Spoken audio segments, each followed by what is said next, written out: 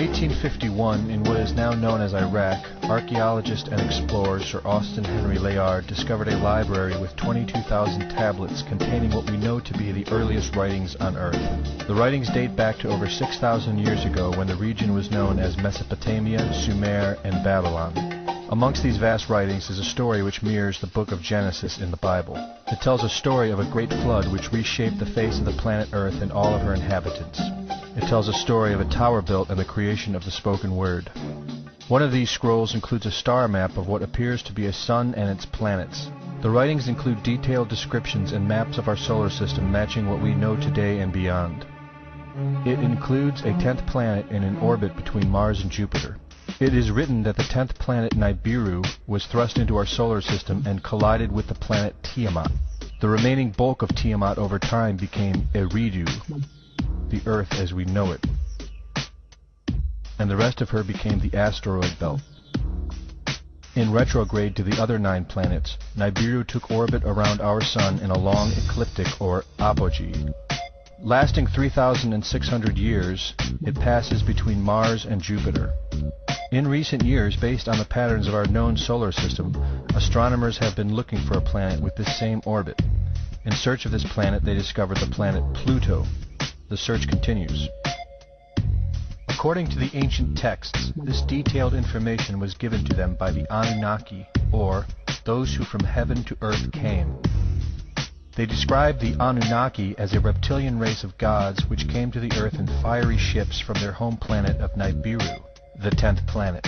It is written that these Anunnaki came to the earth to mine gold and other elements to serve in protecting the atmosphere of their distant home planet.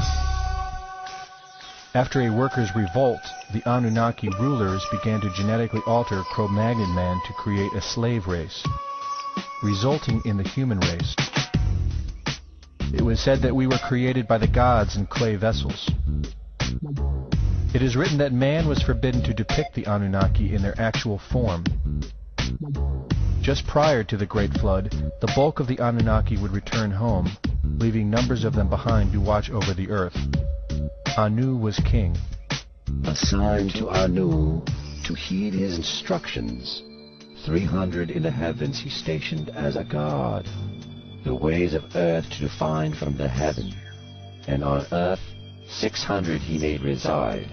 After he all their instructions had ordered, to the Anunnaki of heaven and of earth he allotted their assignments. This story of reptilian gods from the heavens creating man is not at all uncommon. It in fact can be found in most every region of our planet. In Japan, emperors claim descent from dragon gods who came from the sky. Australian Aborigines teach of a reptilian race which lives underneath the earth and governs over men. They believe they are descendants of a race of dragon human. China teaches the serpent queen Nukua interbred with man.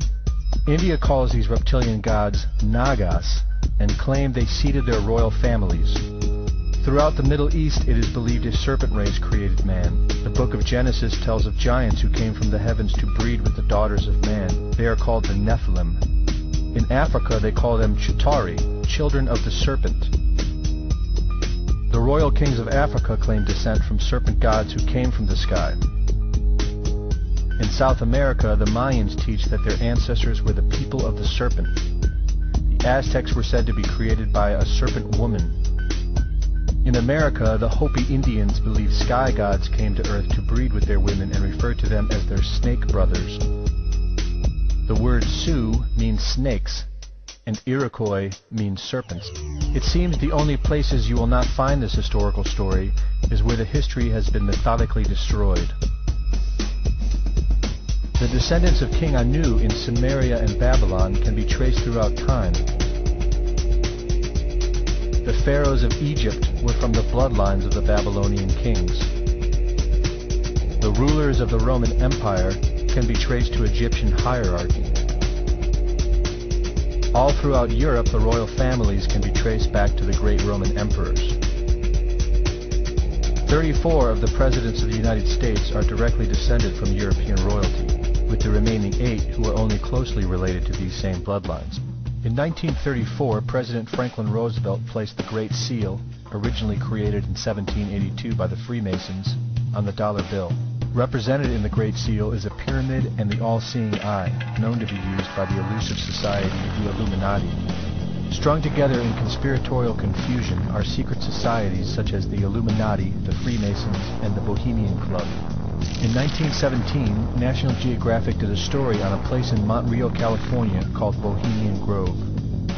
The story reports a place where the world's elite, members of the Bohemian Club, retreat to in late July and conduct an ancient occult ceremony called the Cremation of Care. Every year in July, the world's leaders, media moguls, and members of the World Bank spend 2 weeks of what is known as a men-only retreat at the Grove. In the year 2000, ABC television show World of Wonder infiltrated Bohemian Grove with hidden cameras and aired the video on the BBC. The video shows the large mass of men donning red and black robes and once again conducting the Cremation of Care ceremony. The altar is at the base of a 200-foot owl, the Babylonian symbol of the god Moloch, the god of human sacrifice. In the video, a body is delivered upriver to the altar where it is set on fire. Upon being aired, members of the Bohemian Club reported that the ceremony is a put-on, merely done for entertainment and fun. This history tells a story of our world leaders having a deep involvement in satanic tradition, worshipping our reptilian overlords, the serpent gods. It poses the possibility that we may be and have always been enslaved by our leaders, no different than sheep or cattle. There is an endless amount of information out there which supports this, but don't take my word for it.